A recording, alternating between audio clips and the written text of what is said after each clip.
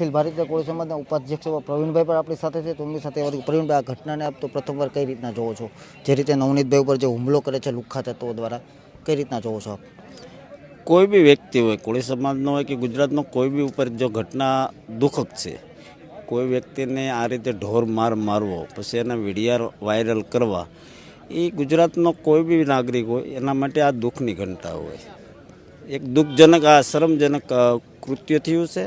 અને કોળી સમાજ ઉપર અવારનવાર આવી ઘટનાઓ બનતી રહેશે. એના કારણે આક્રોશ સમાજની અંદર વધતો ગયો હતો.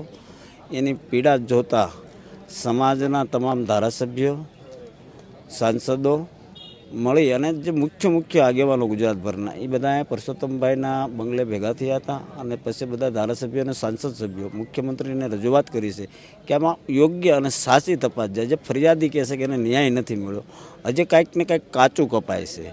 સાથે સાથે હું પણ એક ઇલેક્ટ્રોનિક મીડિયાને પણ રિક્વેસ્ટ કરવા માગું છું કે આ જે ન્યાયની અમારી માંગ છે ને, એ સત્તા આગળ ને સરકાર આગળ છે, કોઈ સમાજ ઓર નથી. જે મીડિયાની અંદર ચાલી રહ્યું છે, સોશિયલ મીડિયામાં પણ અમુક જે ફ્રીલાન્સરો સોશિયલ મીડિયાના હોય છે તે પણ સમાજ, બીજા સમાજ પ્રત્યે પણ બોલતા હોય છે. એમને આપ ખાસ શું અપીલ કરશો તમારા સમાજ વતી?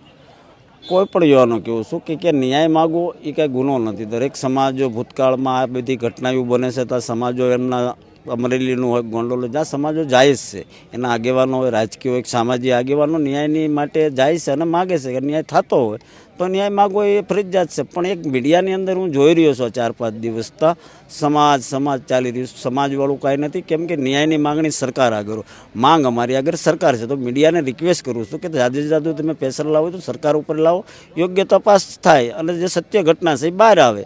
આમાં સમાજવાળા જે ચલાવી રહ્યા છે એ મિત્રોને રિક્વેસ્ટ કરું છું કે કોઈ સમાજનું આમાં નથી. એક જે આરોપી હોય એનો કોઈ સમાજ ના હોય.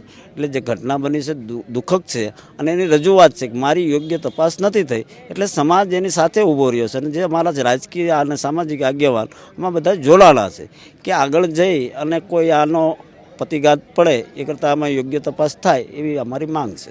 સોશિયલ મીડિયામાં પણ જે ટિપ્પણીઓ કરવામાં આવતી હોય સમાજને લઈને, એના વિશે આપ શું કહેશો? એમને શું અપીલ કરશો સોશિયલ મીડિયાના લોકોને? સોશિયલ મીડિયાના મિત્રોને સૌને અપીલ કરું છું કે તમારી ખોટી આવી ટિપ્પણીથી સમાજોને નુકસાન થતા હોય ના કરશો. પ્લીઝ, હું તમને બધાને સોશિયલ મીડિયાના જેટલા બી સોશિયલ મીડિયા હોય ચલાવી રહ્યા છે એમને તમામને રિક્વેસ્ટ કરું છું કે તમારા ટીઆરપી માટે સમાજનો ભોગ ન લેજો. આટલી મારી તમને તમામને વિનંતી છે.